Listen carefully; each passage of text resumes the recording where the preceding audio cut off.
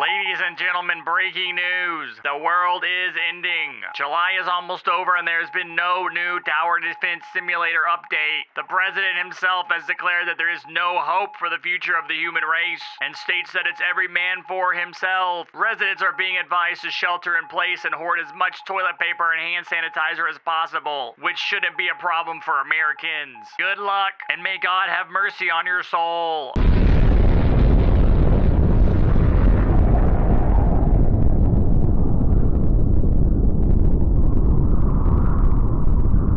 Emerging from your fortified underground bunker after the nuclear bomb has been dropped, be like, hey, that anachronistic news announcer was right. Unofficially, the release date for the TDS update has been moved back to sometime in August. As you can tell, we're jumping right into the 5th installment of my update news and leaks video series. If you don't know, my name is Harrison, and 2 cats I have. Actually Hydrated said this in the official Tower Defense Simulator Discord on July 29th. Don't quote me, which is exactly what I'm doing right now, but the update will most likely be sometime early August. So put the energy drinks back on the shelf and the pizza rolls back in the freezer, because it's not quite time to invite the boys over for an all-night gaming session just yet. Let's put the pieces together here to find out why the update is still delayed. Raz posted this message in the Discord on July 22nd. We're in the final stages of the rewrite, primarily just debugging and testing right now to ensure everything is great. You should expect a release date within the upcoming week. This was exactly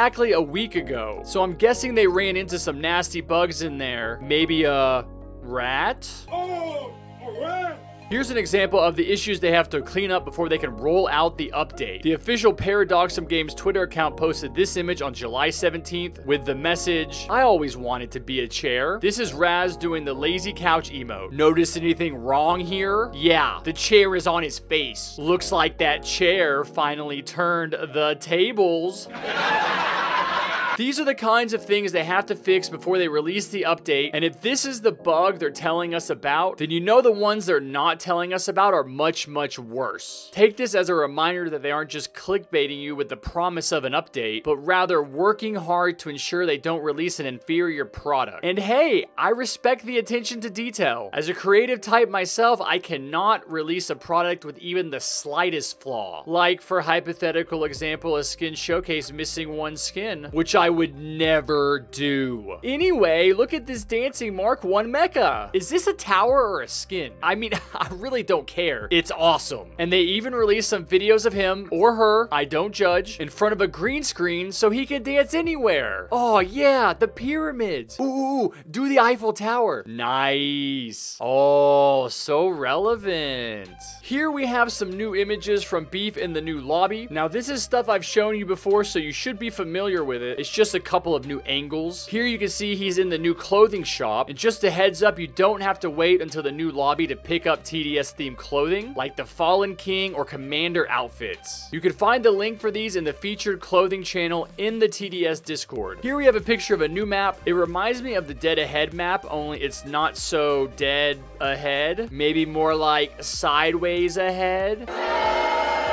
Alright, I get it. More maps, less jokes. Here we have a couple of pics from Biscuit of a new map. Now, I originally thought that this was a reworking of Infernal Abyss, but it isn't. Biscuit states on his Twitter that it was originally going to be used for tournaments, but will now be used as a hardcore map. If you're new around these parts and don't know, hardcore is the highly anticipated new game mode that lasts for at least 48 waves, and apparently much more. One more thing to note about this map is that it looks great. Really nice work, Biscuit. These next pics are not from a new map, but thank God they exist, because this is the rework of my least favorite map, Fungi Forest. Like, if I had to play on this map as it is right now to save the whole human race, I'd say nah. That's how much I hate this map. So I'm glad it's being changed, but also it looks beautiful. It really feels like I'm tripping out on some good vibes and melatonin just looking at these pics. I'm so excited to play this map, and some of these pics were posted by Sweet, so I want to give her credit. She's a fellow Roblox streamer over on Twitch, and she's so nice. Be sure to drop her a follow on Twitch at twitch.tv/exosweetox and tell her you love cats. Moving right along, we have a sneak peek of the new animation for the Rocketeer. Yay, he learned how to use his legs. His reload is pretty sweet, but don't get distracted by that and miss the updated look of the zombies. Very nice. Very nice. Now, I'm not 100% sure about this next piece of news, but I'm putting together the pieces here, and it looks like there might be a retro event in the works. The first clue is an image of this map Biscuit posted on Twitter way back in November of 2019. Let me know in the comments if this map already came and went, because I haven't heard anything about it, so I feel like it's upcoming. So that image, along with this picture of a retro farm skin, trigger my gaming sense and make me think something is coming up that we don't know about. Here's a picture of what I think is a new farm. I don't have any information on what it's related to or what it's supposed to be, so again, if you know, let me know in the comments down below. Rhyme time. I'm a poet and I didn't even know it.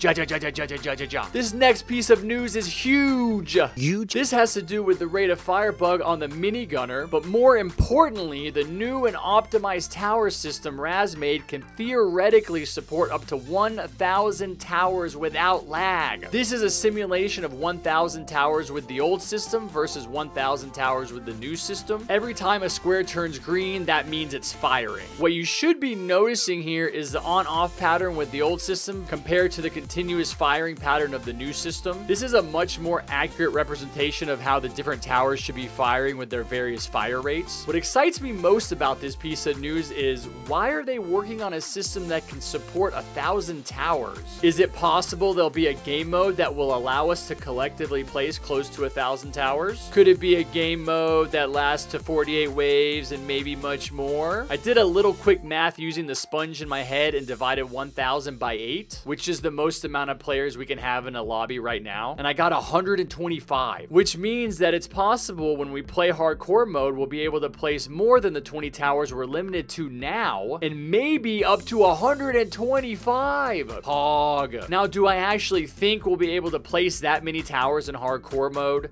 No, but I do think the limit will be raised so that we can battle zombies with much more HP over a much longer period of time. My completely unfounded random guess is that we'll be able to place 50 towers each in the new hardcore game mode. Moving from that very clear image to this very murky one, this picture was posted to the Paradoxum Games Twitter account on July 22nd, and you're gonna have to help me out here. I can maybe make out a couple of these figures, but it looks to me like there's 4 towers here. Obviously, the hacker tower's there because of the drone, and that looks like the Sentry on the right, but as we all know, Sentry is getting replaced by Engineer, which has been confirmed to be the next female tower, by the way. I'm guessing our dancing friend, the Mark I, is on the left. So for the last one, I guess maybe some kind of phaser tower. I really don't know, but I'm very excited to learn. All right, we're heading towards the finish line now with a few polls that I think are important. On July 25th, Beef asked the Discord what they thought should happen when someone leaves the server. A, someone random will be able to take full control of their towers and be able to upgrade and sell them. B, the towers should permanently remain there and cannot be removed, which is the current system. C, the instant someone leaves, all their towers are automatically sold and no one receives the extra cash. Or D, other. So which one do you guys pick? I voted for A, even though it isn't a perfect solution. I'd prefer if the money the person had when they left was also split evenly among the remaining teammates. I think putting these two measures together would help protect against trolls. Speaking of trolls, the devs are also working on implementing a new system that will penalize a person for leaving a game early. On that same day, Beef said in order to help fight against trolls and non-genuine teammates, a penalty will appear for those who consistently leave the game. Unfortunately, there's no real way to identify if you lose connection or purposely leave a game. Similar to Valve games such as CSGO, the more penalties you have, the greater the punishment is, ranging from a 5-minute ban, meaning you can't join any games, up to a 1-day ban. The problem I have with this is that I play with a decent number of people that disconnect because their internet isn't great. I'd hate for people to be punished just because they played TDS at McDonald's. Later that day, Below asked if we'd prefer losing credits and gaining a loss when leaving on teammates, or a soft ban of 5 to 10 minutes. Here, I'd prefer the credit loss. It's still a tough situation because the game would treat people that DC the same as those that intentionally leave. And then there's kids that aren't completely in control of their lives that have to go eat or go to bed when their parents tell them to, which from my experience is always right in the middle of a game, that would then be penalized or stressed out about having to leave that game. But to be fair, I don't know how bad it is in public lobbies. I rarely play them. From the little experience I have there, it kind of seems like the Wild West where anything goes. Low levels chasing you, people spamming chat, and nobody recognizing you for being famous.